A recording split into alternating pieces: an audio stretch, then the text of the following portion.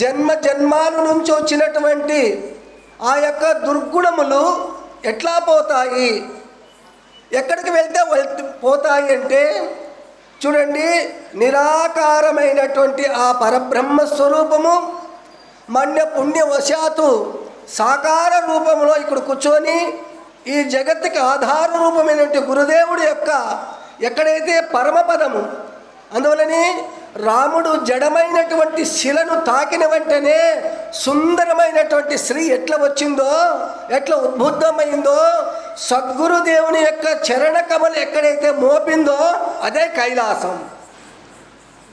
అందువలనే సద్గురుదేవుని యొక్క చూడడమే ఒక మహాభాగ్యం. ఇటువంటి గుణములు మానవుడు అలవర్చుకోవాలి. అందువలని మనము దేవాలయంలోకి వెళ్తాము. దేవాలయంకి వెళితే అక్కడ ఉన్నటువంటి పూజారి ఏం చెప్తాడు, అక్కడ దేవుడు ఉన్నాడు చూడండి, అక్కడ దేవుడు ఉన్నాడు అని చూడండి అంటాడు. ఎక్కడ దేవుడు ఉంటాడు? 4 గోడల మధ్యనే దేవుడిని చూపిస్తాడు. అట్లాగనే సద్గురుని యొక్క ఆశ్రమానికి, సద్గురుని యొక్క కరకమలములకు చేరితే ఎక్కడ దేవుడు ఉన్నాడు? ఇందుగలడు అందులేడని సందేహము వలదు, ఎందెందు వెదికినా అందందు కలడు.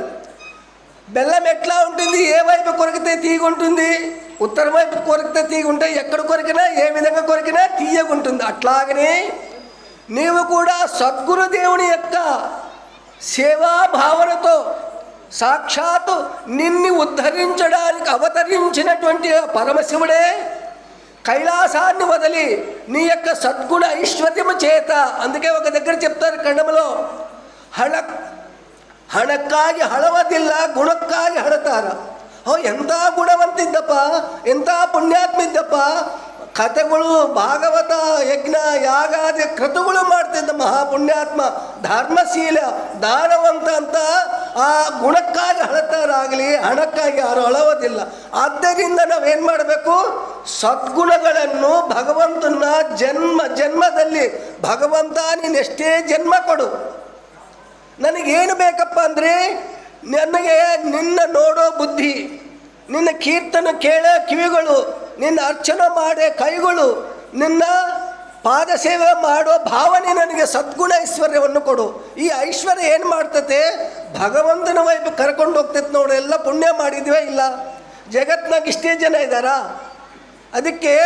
అందుకే గురువు యొక్క ఆశ్రమంలోనికి రావాలంటే, గురువు యొక్క ఆవరణంలోకి రావాలంటే ఎన్నో జన్మల పుణ్యం చేసింటే గురువు దగ్గర వస్తారు. అందువల్లే చూడండి, మన ఇంట్లో చెట్టు వేసుకుంటాం, పూల చెట్టు. ఆ పూలు పూసినటువంటి అమ్మ సిక్కులో పెట్టుకుంటుంది. అదే ఆశ్రమంలో, దేవాలయంలో వేసుకున్న పూల చెట్టు ఏమవుతుంది? భగవంతుని యొక్క శిరస్సు చేరుతుంది. కనుకనే మనం ఎప్పుడైతే సద్గుణములతో కూడి ఉంటామో, అందువల్లనే భగవంతుడిని కోరాలి. ఒక చిన్న కథ చెప్పి వదిలేస్తాం. ఇద్దరు శ్రీమన్నారాయణుని గురించి, ఎందువలనంటే భవభవదోడు, జన్మాలలో నాకేం కావాలి. అందుకే రామదాస్ చరిత్రలో కూడా చెప్తాడు, రామదాసునికి భగవంతుడు ప్రత్యక్షం అవుతాడు. ఓ రామదాసు, నువ్వు ఆనందానికి వెళదాంరా, ఆనందలోకానికి వెళదాంరా అంటాడు. ఆనందలోకం అంటే ఏమి స్వామి?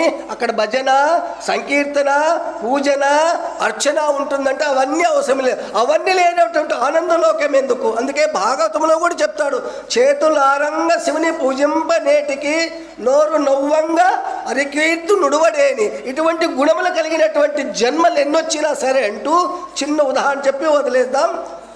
ఇద్దరు తపస్సు చేస్తుంటారు శ్రీమన్నారాయణ గురించి. అట్లా వెళ్తూ నారద మహర్షి వెళ్తాడు. అప్పుడు మొదట కూర్చున్న వ్యక్తిని అడుగుతాడు, స్వామి నారద స్వాముల వారు మీరు ఎక్కడికి వెళ్తారు అంటే, నేను వైకుంఠానికి వెళ్తాను అంటాడు. స్వామి నాదొక్క విన్నపము, వైకుంఠంలో ఉన్నటువంటి శ్రీమన్నారాయణుణ్ణి నాకు ఎన్ని జన్మలలో మోక్షం వస్తుందే అడిగి రండి అంటాడు. సరే, ముందుకు వెళ్ళిన తర్వాత రెండో వ్యక్తి ఉంటాడు. ఆ వ్యక్తి కూడా అడుగుతాడు భగవంతుడిని, నారద మహర్షుల వారిని, స్వామి నాకు ఎన్ని జన్మలలో మోక్షం వస్తుందో, ముక్తి వస్తుందో ఆ వైకుంఠపతిని అడిగి రండి అంటాడు. కొంతకాలానికి స్వామి వైకుంఠం నుంచి వస్తాడు నారదుల వారు. ప్రథమంగా రెండో వ్యక్తి అడుగుతాడు, స్వామి నా గురించి వైకుంఠంలో ఉన్నటువంటి శ్రీమన్నారాయణ్ణి నాకెప్పుడు మోక్షం వస్తుందని అడిగారా అంటాడు. అప్పుడు నారద మహర్షుల వారు నీకు 8 జన్మముల మోక్షం ఉందంటే అది 8 వెంటనే వాడు భూమైన పల్లి దుఃఖంతో ఏడుస్తాడు. మరలా మొదటి వాడి దగ్గరికి వస్తాడు. స్వామి మీరు వైకుంఠానికి వెళ్ళారు కదా, భవదోడు అని చెప్పడానికి అక్కడ ఉదాహరణ చెప్తాడు. మీరు వైకుంఠానికి వెళ్ళారు కదా, నన్ను గురించి స్వామిని అడిగారా, నాకు మోక్షం ఎప్పుడు వస్తుంది అని అడుగుతాడు. అప్పుడు బాగా వినాలి, కీప్ ది పాయింట్ అండర్స్టాండ్. అప్పుడు చెప్తారు నారద మహర్షుల వారు, చింత చెట్లో ఎన్ని ఆకులు ఉంటాయో అన్ని జన్మలకు నీకు మోక్షం అంటాడు. వాడు ఎగిరి ఎగిరి గంతులేస్తాడు. అప్పుడు నారద మహర్షుల వారు అడుగుతాడు, ఒరే నాయనా, మొదటివాడు రెండోవాడు 8 జన్మముల కంటే ఏడుస్తున్నాడే, నీకు చింత చెట్టులో ఎన్ని ఆకులు ఉంటాయో అన్ని జన్మలకు మోక్షం అంటే నువ్వు నగి గుంతలేస్తున్నావంటే భవదోడు అంటాడు కదా అక్కడ. స్వామి ఇన్ని జన్మలు చింత చెట్లు ఎన్ని ఆకులు ఉంటాయో అన్ని జన్మములు గురుసేవ చేయవచ్చు, గురు దర్శనం చేయవచ్చు, గురువాక్యం వినవచ్చు, భగవంతుని చేయవచ్చును, గురువు సంకీర్తన చేయవచ్చు. దీనికి ఆ పుణ్యం ఉన్నదా? కనుకనే ఏ సంపదను కోరాలి భగవంతుడిని అంటే, ఏ సంపదను కోరాలి?